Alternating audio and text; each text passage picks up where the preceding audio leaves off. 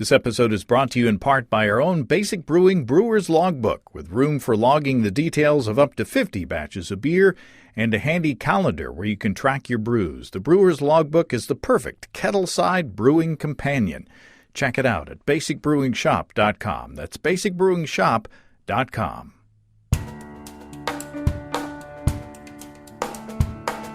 Welcome to Basic Brewing Radio for Thursday, August 22nd, 2019. I'm James Spencer. Here at Basic Brewing Radio, we're all about home brewing. This week, Omar Al-Nidawi shares an experiment from his homebrewing club, the DC Homebrewers. We'll compare how 4 crystal malts perform in an English bitter: Caramunich 1, Dingemans Cara 45, Carastan and Opal 44. And we'll taste a bonus beer brewed with 100% Red X malt. If you go to basicbrewing.com, you can find archives of our audio and video shows. And if you go to basicbrewingshop.com, you can find our DVDs, our brewer's logbooks, and other basic brewing gear, including our tie-dye silicone pint and our brewing rainbow shirt. You can follow me on Twitter and Instagram at Basic Brewing. You can find our show page on Facebook. We have a cool Basic Brewing app on iTunes and Amazon.com, and we're found all over the place where fine podcasts are served up. And if you do us the favor of rating us on iTunes and maybe leaving a nice comment there, they say that that will help new listeners to find us. If you want to support us financially, check out patreon.com/basicbrewing, and thanks to everybody who's helping out in that way. If you go to patreon.com/basicbrewing, you can see a long list of stuff you can access if you sign up as a supporter, including early releases to videos when they come out, behind-the-scenes videos with exclusive content that is not released to the public, and recipes for our batches of beer that are featured in those shows. Since last week's audio episode, I've posted an episode of Basic Brewing Video featuring a no-chill version of Steve's Ozark Amber Ale, which you can find at stevesbrewshop.com. It's a really tasty beer, and this was the first no-chill batch that Steve tried. Let's jump right into the mailbag, shall we? Riley from Valdosta, Georgia, or is it Valdosta? Probably Valdosta, Georgia, writes, I've recently started my own batch of root beer to try out the brewing hobby. I haven't heard a podcast where you covered root beer yet, but I still have a lot to listen to. Riley says, I'm wondering what a good beginner kit would be to start brewing, and if you had any recommendations or suggestions for brewing root beer. Right now I'm just using some buckets to try to try things out, but so far I enjoy it and would like to start building a legitimate setup. I also found out that there's a local homebrew club in my area. Would this benefit me if I'm only brewing root beer and such at the moment? Well, thanks for the note, Riley. First off, yes, get yourself to a homebrew club meeting. Even if you've never brewed a single thing, you'll find lots of information and inspiration at a local homebrew club meeting. There will be no shortage of opinions on what kind of gear you need to get into. As for the root beer, in the past I've just used the little bottles of root beer extract. You just need to add water, sugar, and yeast if you're bottle conditioning. You do need to pay attention when bottle conditioning, though. As soon as those bottles get carbonated, since there's so much sugar in there for the yeast to eat, you need to stick them all into the fridge when they get carbonated enough, because they may become overpressurized and even burst. For that purpose, I recommend PET bottles for homebrew, or PET bottles for homebrew root beer. It's easy to tell when they're getting tight and pressurized, or what I enjoy doing more is kegging root beer. Now that means you have to get a kegging setup, but you'll eventually get a kegging setup, I'm sure.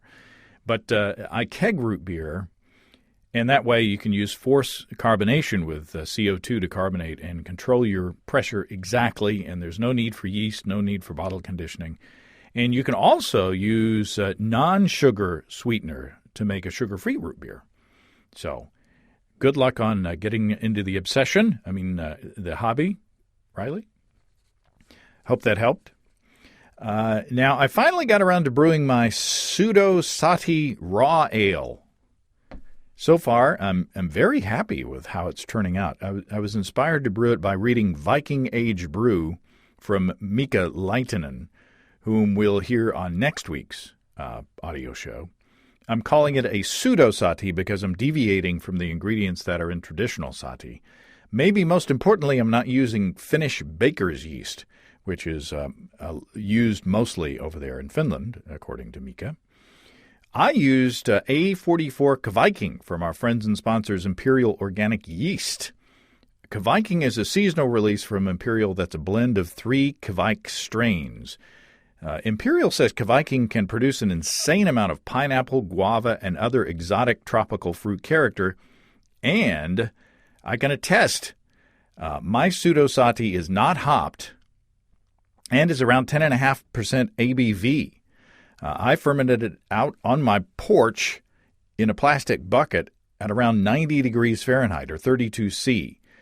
And even though there are no hops, I'd swear that this beer had a hop stand with lots of juicy, tropical fruity hops. Kviking took the beer from 1082 to 1004 in that hot temperature on the porch in 4 days without those stressed-out higher alcohol flavors that you probably expect in other yeast strains. And since Kviking is a blend, Casey at Imperial says the character may change or evolve over successive repitches if you use it over and over again. So that sounds like a fun experiment. Again, A44 Kviking is a seasonal release, so get your hands on it while you can. Another exciting product from our friends and sponsors, Imperial Organic Yeast.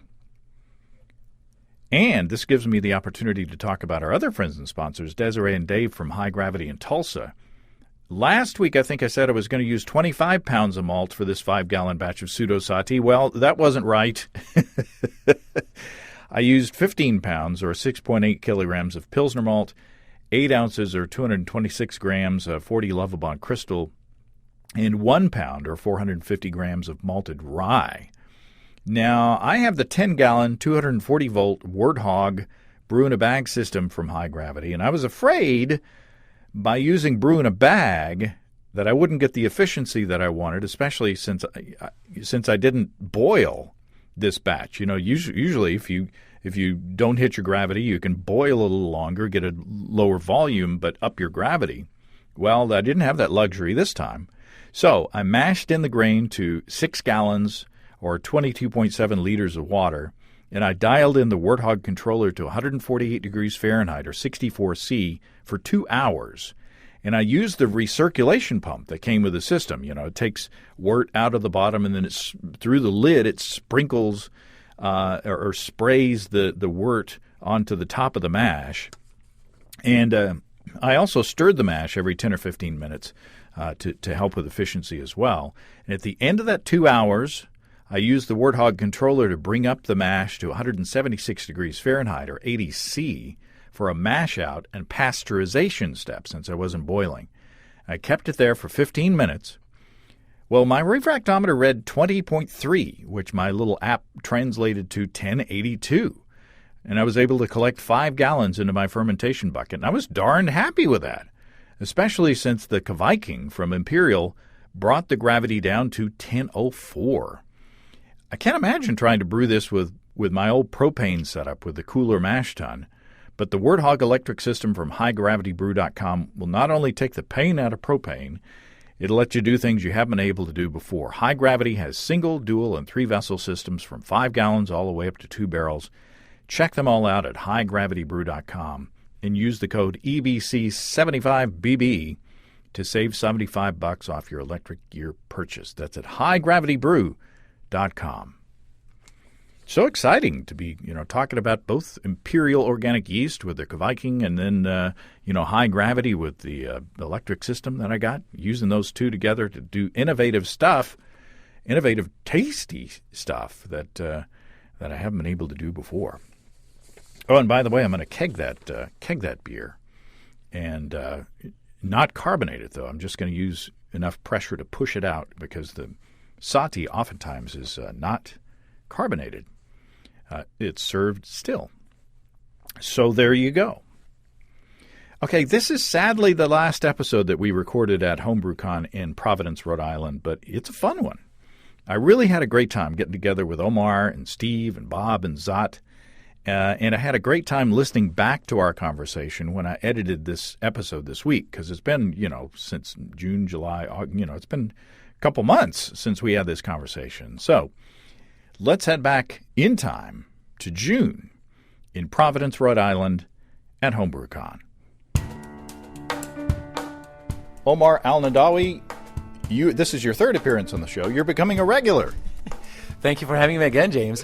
And we get to meet you in 3D, and you get to actually take part in listening to and interacting with the tasting live, as opposed to hearing the tape and just interacting with me. So that's a good thing. It's very exciting. So what do we have here? We have something from the DC Homebrewers. What do we got? Yeah, so our latest experiment at the club was an attempt to try and evaluate the differences that using different varieties of crystal malts would do in a basically the same recipe of British bitter, an English bitter. So we used the same recipe and we brewed it about 7 times. But in each beer we used a crystal malt from a different geographic region. So one beer used an American Crystal 40. Another used a German Caramunich. Another one used a Belgian Dingemans 45. We had one beer that used Carastan, which is described as a toffee malt of English variety. Another beer used a typical traditional medium crystal English variety. And we had also one beer that was sort of a control, so to speak, that was brewed entirely with 100% of Red X, which is a specialty malt.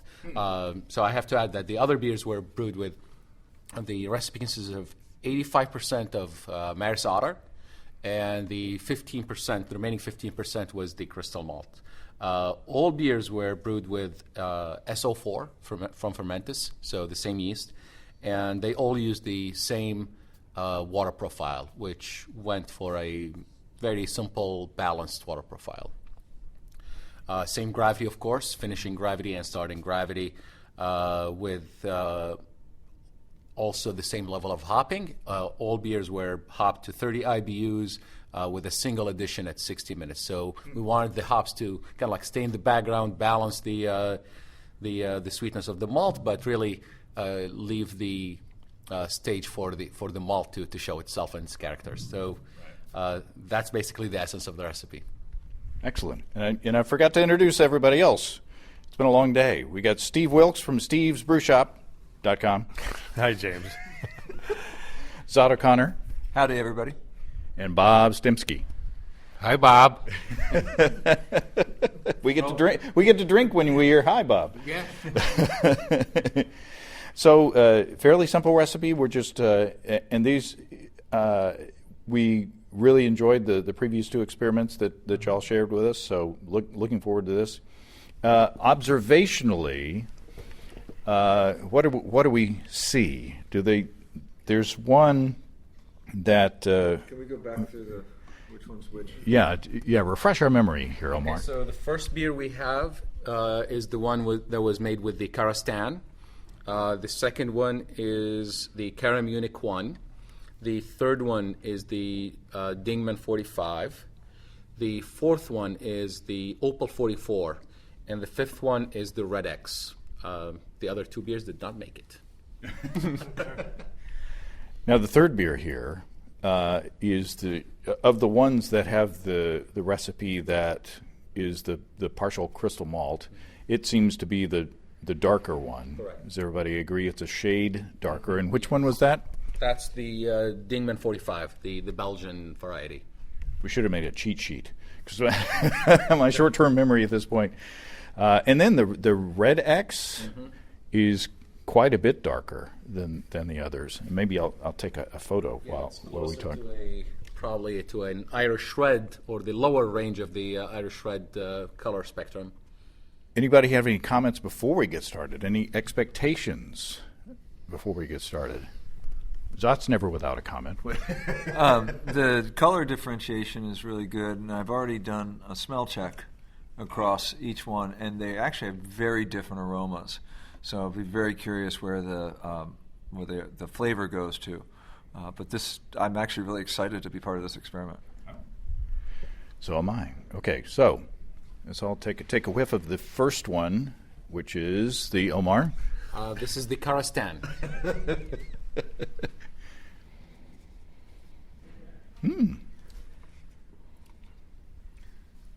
And forgive me, what's the style of beer you're targeting? This is an English best bitter. English best bitter. Okay. Starting gravity 1045, finishing gravity about 1012 across the beers.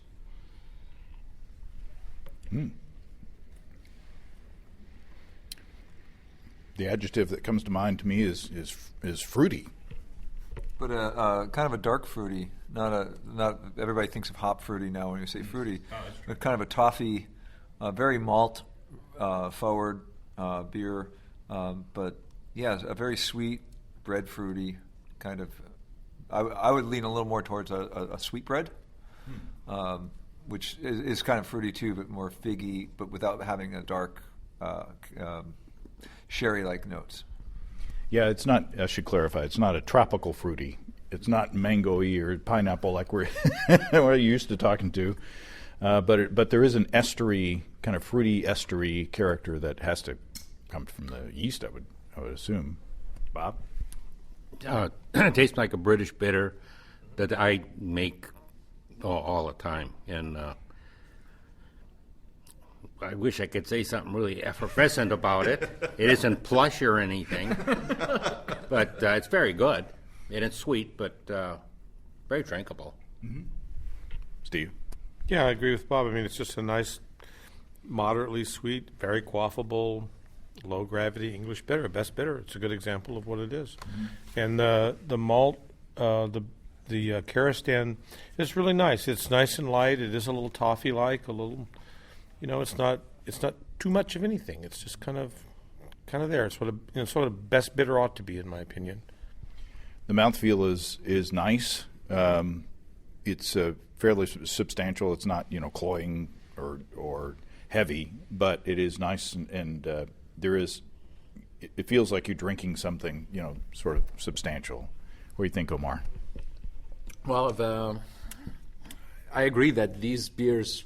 And specifically, especially I think this one doesn't really have a lot of anything. It's meant to be light. It's meant to be drinkable in substantial quantities without really weighing you down. I think you will taste when you taste the other beers, you'll notice that this probably has the least flavor of them all. Like in terms of the malt profile, it's the mildest, but probably also. It might be a little bit fruitier than some of the others. Yeah. So you said the malt was Carastan? Yes. Who makes that? Baird's? I think Baird's, yeah. Somebody else might make it, but because I'm not familiar with it, but I think it's Baird's. Because I assume that's Cara, because it sounds like a country in East Asia. Central Asia. Central Asia. But yeah, so it's kind of like a Cara Brown, but a Carastan. It's just west of Kazakhstan. It comes actually in two grades. I think there's a Carastan 1 and a Carastan 2, or like a light and a dark, and this is the light variety. We try to, as much as possible, to get the closest malts so that we're not comparing apples and oranges. Yeah. So all of these crystal malts that we used were in the 40 to 50 range. We avoided using darker malts so as not to skew the results.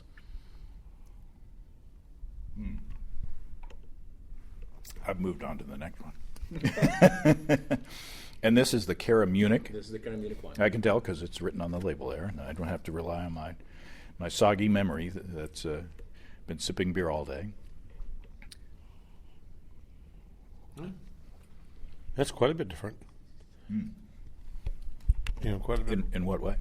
It's maltier. I mean, that Munich, it really comes through, and it's a little more of a dark fruit flavor, a little more of a almost like that little bit of the burned part of the brownie that's really, really good. You know, that's what it kind of reminds me of. I pick up a little bit more of kind of a dark spice character. I noticed that too. Yes. Yeah. This beer, I think this is a yeast character because it has a phenolic in it that the other ones don't. I noticed that on the nose when I went through. So I don't know if that's related to Caramunich versus just the brewing process. And I think that's kind of what Steve's picking up of that as you said, a dark spice. It's a little distracting for me compared to the prior one, which was as you said it had no flavor. That's such a down like that. I think it's unfair to the beer. No, it has lots of flavor. It's a very quaffable, drinkable beer. Where this one now has a difference, and I think if you just handed me this beer, I wouldn't be like, phenolic, because you handed me this ultra simple beer and then had something that had anything else in it. It strikes me, but I think there's a phenolic. I think that's more of a fermentation over the. I don't think I've used Caramunich a lot. I don't think I've gotten that. Well, I picked up on the spice kind of end of it too, but it did really hit me compared to the first one. It was like, whoa, and I don't pick up the subtleties like you guys do, but it was. I was wondering too, because it's in a clear thing there. You know, it only takes 5 minutes and it gets skunked a little bit, and if that threw it off or not. But I can sure get the Munich out of this thing. Yeah. My observation, I've tried these beers on the 20th, so maybe about 8 days ago, 7 days ago, and I think the phenolic character either was not there or was a lot more muted. So maybe something developed in the bottle or because of light over the last week or so. Yeah, it's in a clear, colorless bottle. Because someone told me one time that clear is not a color. Green bottles can be clear, brown bottles can be clear. Let me be clear. Let me be clear. You're not my friend. Yes, I remember the pedantry that people say, and I hopefully no, and that was a useful comment because it's a colorless glass. So I don't think it's. I didn't find it objectionable. I didn't. If I hadn't, maybe what you said, if I hadn't tasted it right next to the first one, which was ultra clean and simple and drinkable, I don't know that I would have picked it out. But it's a drinkable beer, in my opinion. Sure. You were breathing. I heard you breathing. I thought you were about to say something. Well, only that at the moment, so I know we're just not really a beauty contest here, but I like the first beer better. Mm-hmm. Like I could really drink that beer. I could really go get some fish and chips and drink a bunch of that. Making me hungry now. That's the idea.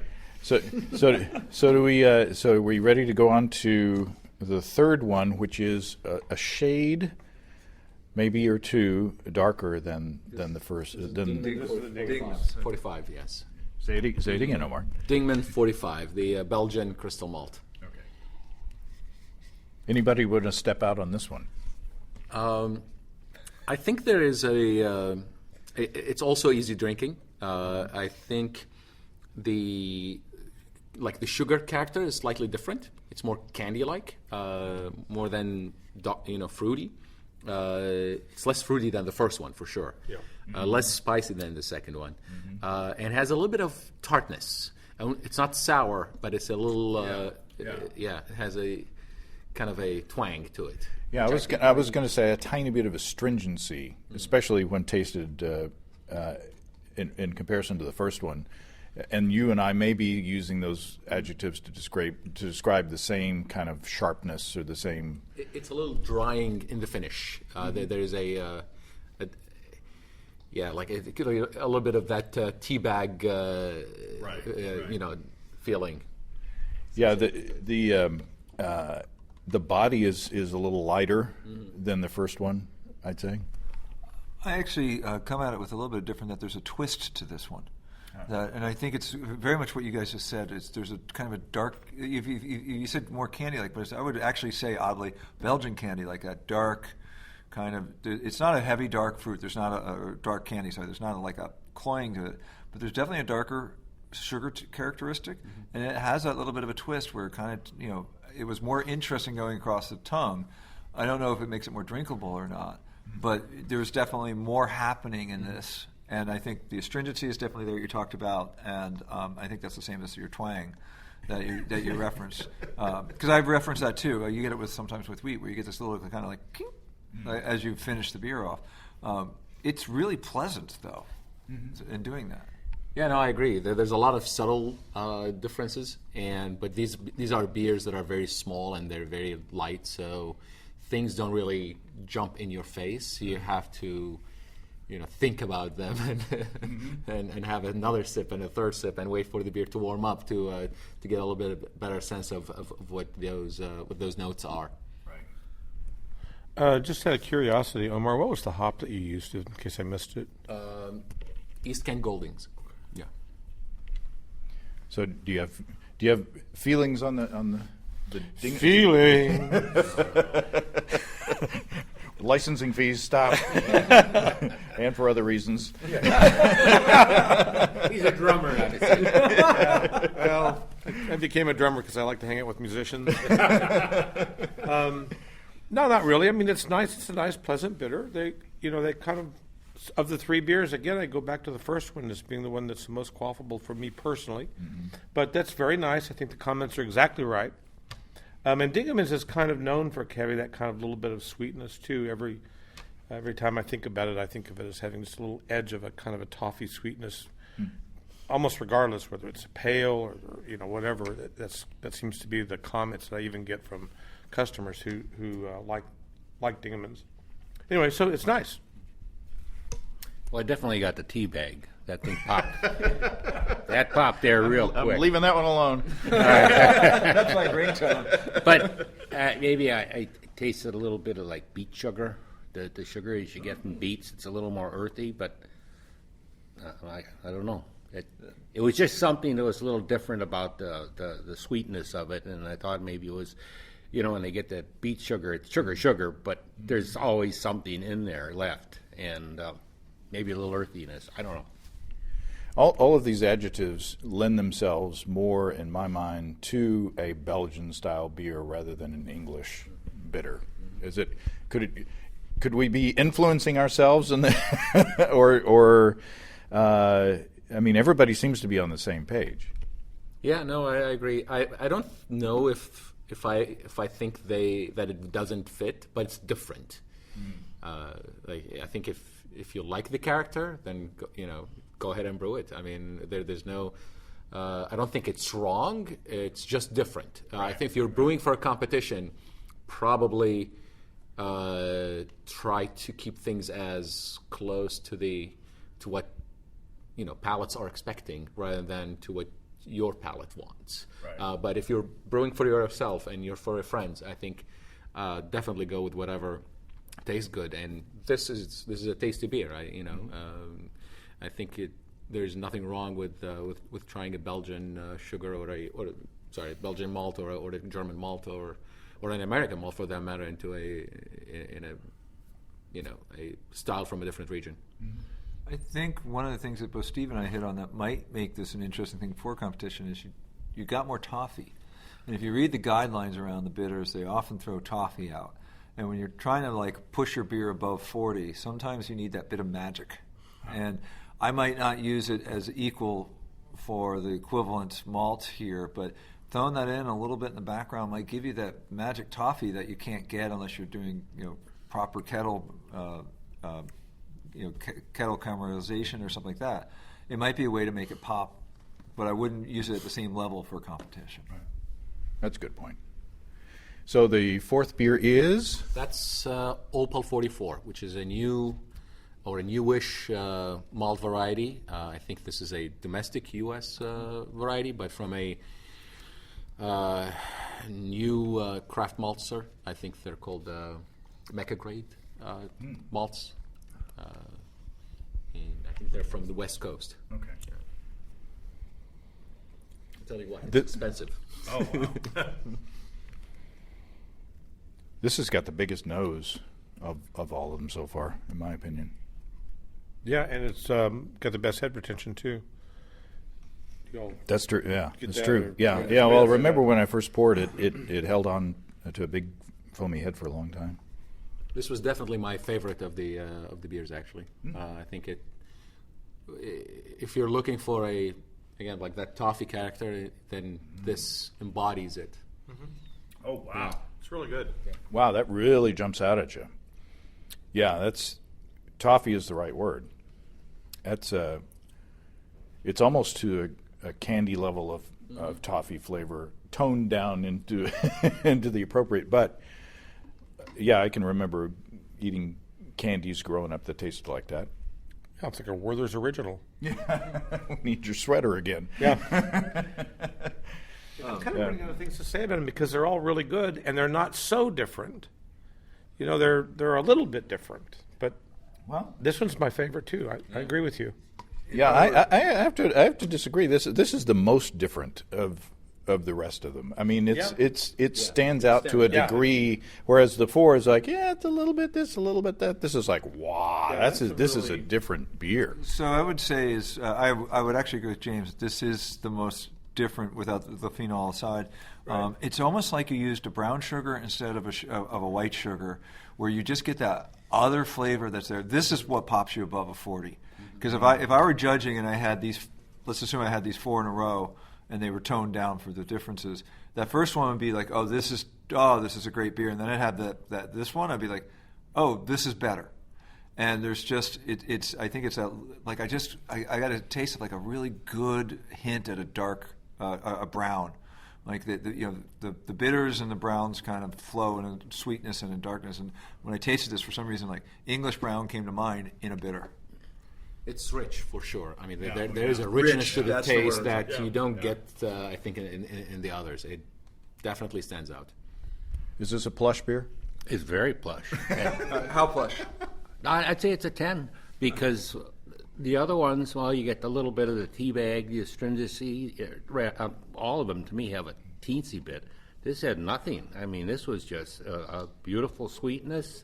It rounded out nice in the mouth or whatever. You know, it was very good. I was really taken with it.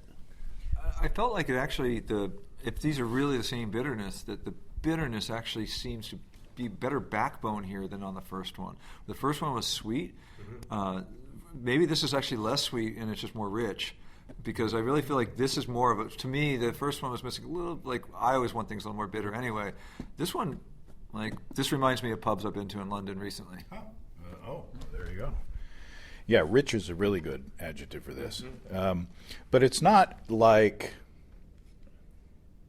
you said a brown. It's not like leaning toward porter or something like that at all. not at all. It's not that kind of brown. There's no roast to it, but Right, probably right, like more right. of a deep, malty breadiness, toffiness. Those, is yeah, good. that side of Fritsch, not crossing into the toast, the roast and coffee and any of those characters. It reminds me of that kind of richness you get from an Irish red. You will get roast from that, but when you go, what's the difference between an Irish red and kind of a pale ale? There's a malt difference and there's a roast difference, and this is the malt difference. Yeah, toffee is a good one without being buttery. Yeah. Wow, that's a tasty beer. Okay, now remind us, we got the last of the flight. What do we got? Made with 100% Red X malt, which is a base malt that claims to be capable of producing beautifully reddish beers without using any specialty malts. I think it's closer to a medium dark Munich, but not exactly. It's a little different also. How would you describe that color? Brown. Yeah, it's not necessarily red. I mean, compared to the others, it's redder than the There's others. a reddish hue. Yeah, right. Reddish hue, yes. If you look at the scale on a BJCP thing, it goes from copper to brown, and this is definitely leaning on the copper side of brown. That's that reddish hue. This is actually a really beautiful dark copper. It's interesting. I get a bit of mustiness towards the end of it. Earthiness, maybe. Just a little bit. Like I say musty because it's kind of dusty. It kind of like just tastes physical on the tongue. It's got a really great malt. It's similar to that last one in terms of it's got that toffee malt, dark sugar kind of thing going on too. Yeah, I get a sweetness in the tip on the tip of my tongue after I swallow. It's like there is a kind of a brown sugar sweetness on there, and it's not a sweet beer. It's attenuated well. It's not a gloppy sweet beer, but also very drinkable. Very drinkable. I like it a lot. Well, I'm very happy that it is very good because I got some free bags out at the thingy here. They're giving it away by the ton. I talked to the guy that was promoting it, and he was saying that you can use it all for straight and pass it off as Irish red. And I wouldn't say that particularly, but if you cup that, well, I suppose with my skin, I suppose it's actually redder, than when you look like this and you go like that. But can you say that again for the listeners at home? You go like what and go like what? Well, my hands are kind of red right now.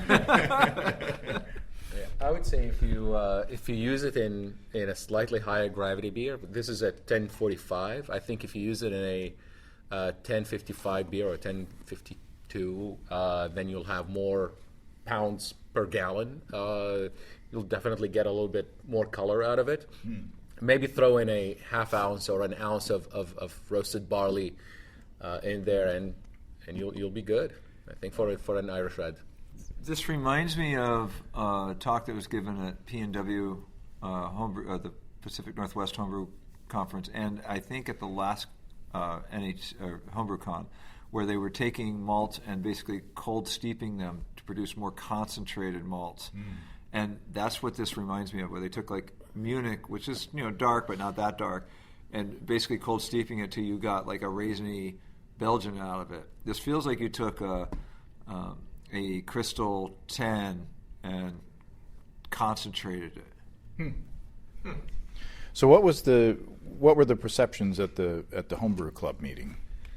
The perceptions were that they are very different, despite their light character. As if you taste them individually, they're not really big beers. You're like, oh, yeah, that's a nice, easy drinking beer. But putting them side by side, I mean, we started noticing, okay, I can taste the German notes in the Caramunich beer, or the Belgian notes, like Bob described, the beady or the dark, the dark sugar notes in them, and it was, I think, a lot of fun and a rare opportunity to actually try these beers side by side and compare these malts side by side, and that's what we try to get out of experiments like this is to put together beers that are otherwise not side by side. Well, I continue to be impressed by the DC homebrewers. You guys have got a lot going on over there. Do you remember the brewers who brewed these beers? Yes. The Red X was brewed by Bob Rouse. The Opal 44 was brewed by Trevor Fisher. The Dingemans beer was brewed by Mike Lastort. The Caramunich was brewed by Jake Grover, and I brewed the Carastan beer. Oh, very nice. Good job. Nicely done without a cheat sheet to remember the brewers. Yeah, that's awesome. I'm very impressed. Some of them left their initials on it. Oh, you shouldn't have told. So I just went back to, mostly because I was trying to get more samples, and did the first and fourth, which was the first one was the basic one that you brewed, and then the fourth was the one with the Opal that we all kind of said had that pop. And doing it again, the first one, a fresh pour, is really nice, and I would say nothing negative about it, but that fourth one would be like, oh, if I have a choice, I want the fourth one. Yeah, like, it's my favorite too. Yeah. And given that your beer is the first one, that's a good sign. Well, this is awesome. and it's extra awesome to finally meet you in person. And I hope that our relationship can continue in such a fun and productive way. Hint, hint. And and again, many thanks to everybody who participated in this, and kudos to the DC Homebrewers, who are apparently an awesome club. Thank you, James. It's really fun to meet you and meet Steve and Zod and Bob. It's really nice to hang out with you guys. Well, thanks again to Omar Al-Nidawi and all the members of the DC Homebrewers Club. Very impressive and fun experiment. And, of course, thanks to Steve Wilkes of stevesbrewshop.com, Bob Stimsky and Zot O'Connor for the sensory feedback during that conversation. They all came, we all brought in little components, to the feedback of that whole thing. Very, very fun, very cool. Looking forward already to HomebrewCon next year in Nashville. In the meantime, if you have brewing questions, show suggestions, or just want to say howdy, write to James at basicbrewing.com or fill out the contact form at basicbrewing.com. And please don't forget to tell us where you're from. Check out our mobile-friendly shop at basicbrewingshop.com. Thanks to everybody supporting us through our Patreon page. Special goodies coming your way. Check that at patreon.com/basicbrewing. That's all until next time. Thanks for listening, everybody. I'm James Spencer. Production help for Basic Brewing Radio and our website is provided by Kelly Dodson. Basic Brewing Radio is a production of Active Voicing. We'll talk to you next time, everybody. So long.